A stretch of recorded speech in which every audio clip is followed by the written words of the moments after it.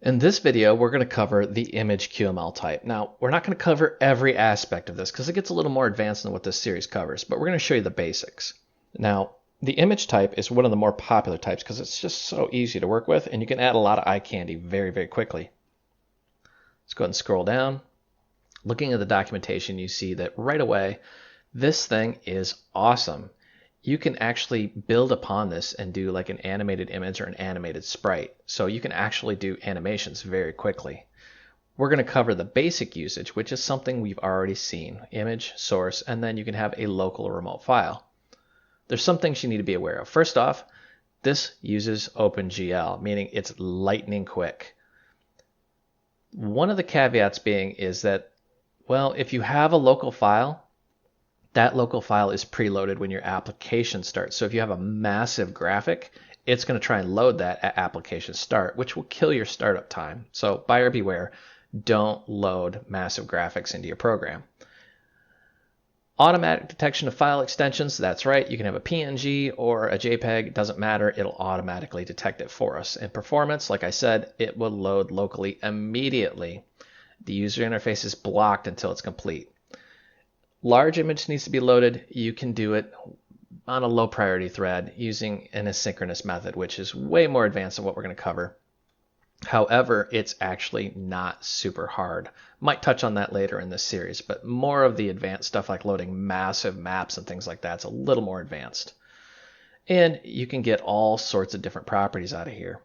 One of the really cool things is the aspect ratios. You can do things like fill mode, which is you can stretch, preserve the aspect, crop, tile horizontally, pad, and they've got real simple examples. We're going to cover this preserve aspect fit, which does exactly what it sounds like. You can change the width or the height, and the aspect of the image is preserved as it scales. Pretty cool.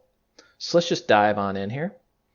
Before we do, we need a graphic to work with, so just going to paste that little smiley face out there. Now, when I say little, this is a larger image. I mean, it's bigger than the screen. I actually have to scale it in the image viewer to get it up here. That's our local file.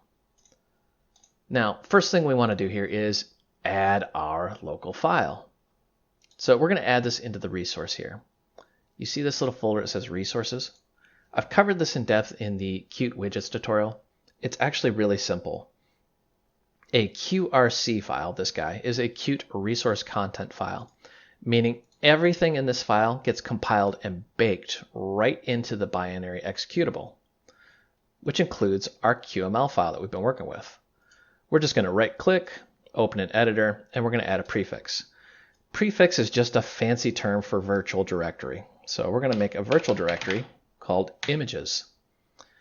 It's not actually a folder structure. It only exists in the resource content file here. So we're going to add our image, and voila. You can use qdir, it's part of Qt Core, to navigate this like any plain old folder structure. Let's save this. And ta-da! There it is. And if we double click, our image is in there. Let's go ahead and add it locally. And I realized a lot of that was probably really confusing. You're probably like, wait, what? Basically, if it's in the resources, it's going to be baked right into the executable.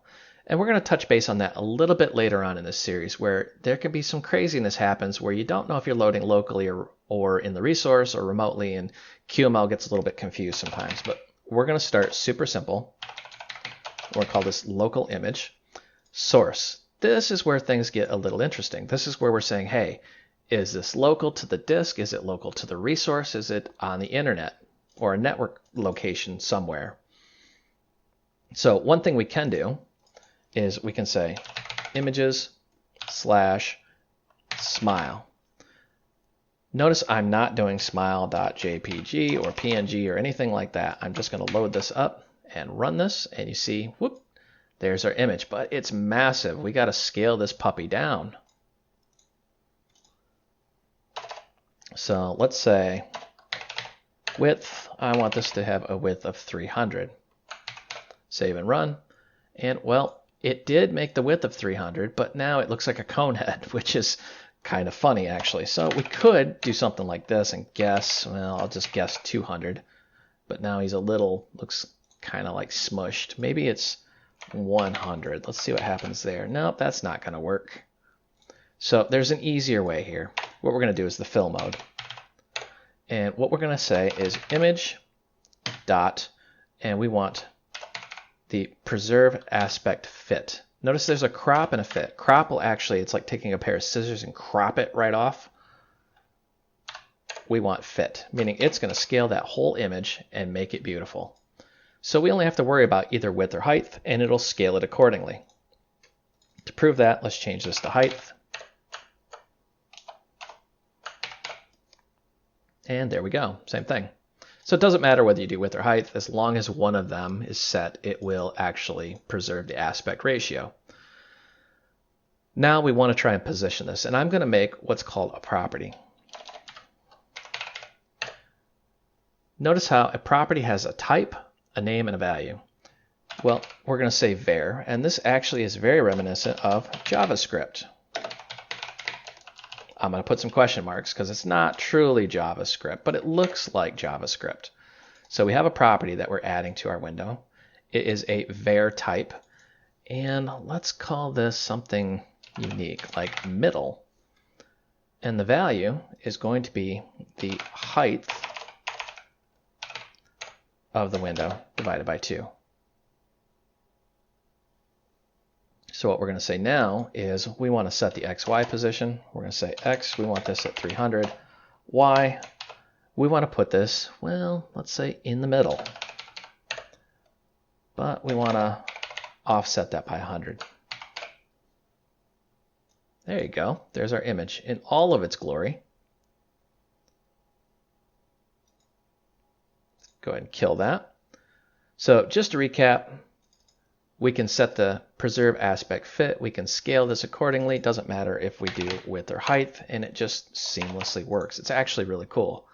One thing you should also know, if you're not really good at figuring out your path, or you've got some really crazy structure in here, you can just right click and you can go to copy, and you can either do the colon or you can do the QRC. I tend to do the QRC. That way, when you paste it in, Qt knows exactly where it is. It's going to look for the QRC, and then it's going to look for that path. Now, you can have multiple QRCs, and what it does in the background is it takes all the files you have, all the resource files, and combines them into one giant virtual file structure. Bit more advanced than what we're talking about here. Just wanted you to be aware of that. I do cover that pretty in-depthly in the widgets series, and I may cover that in the QML intermediate or advanced series. Let's save and run, and you can see it still loads it. All right, now that is a local image here. Let's go ahead and let's do a remote image. I'm just going to, through the magic of copy and paste here. Big fan of copy and paste. And let me get the source.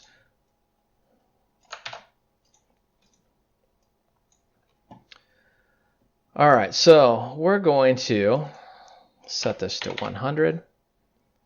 And let's look at this a little bit here. I want to set this a little bit off to the left. So I'm going to say I want that 100 and in the middle. And let's run this and see what this looks like. Sure enough, there is our beautiful remote graphic, and here is our local graphic. The problem we're going to run into is if we're loading a remote graphic, and let's say this bad boy is huge, how do we know the status of that loading? Remember that a local image will be loaded immediately, so your user interface is going to block until this is loaded. Where a remote one, your interface will pop up, but it'll start downloading that image in the background. Well, what we can do here is an event. Let's say on progress changed, console log, and we want to do the remote image dot progress. Remember, this guy right here is the remote image, and we're just going to read that progress property. So on progress change, console does exactly what you think it does. It's the application output here. So let's also, I want to know when the status of this thing changes. So I'm going to say on, and let's say status changed. And I'm going to say if, I'm going to do a little bit of JavaScript here. remote image dot status,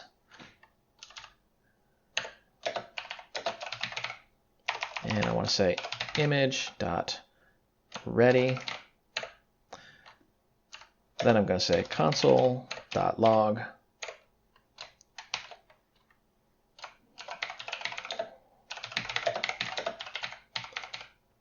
That's how you know you need to trigger something off. And if you're kind of questioning JavaScript and what all this stuff is, don't worry. We're going to cover JavaScript in a later section. I just want to demonstrate that you can do this. So in case somebody says, well, how do I know when it's done? This is exactly how you do it. And you can track the progress. So let's go ahead, save and run. And you notice down here, application output is flashing. Our image is there. Let's kill this and let's look and see what happened. Sure enough, QML, and then it started at 0.48. So it was really 48%. When it hits a solid 1, it's 100%, and then remote image was loaded. So the takeaway from this is that you can do local or remote. Locals are loaded automatically and immediately, where remotes, it starts a download process in the background, and you can monitor the progress and its status.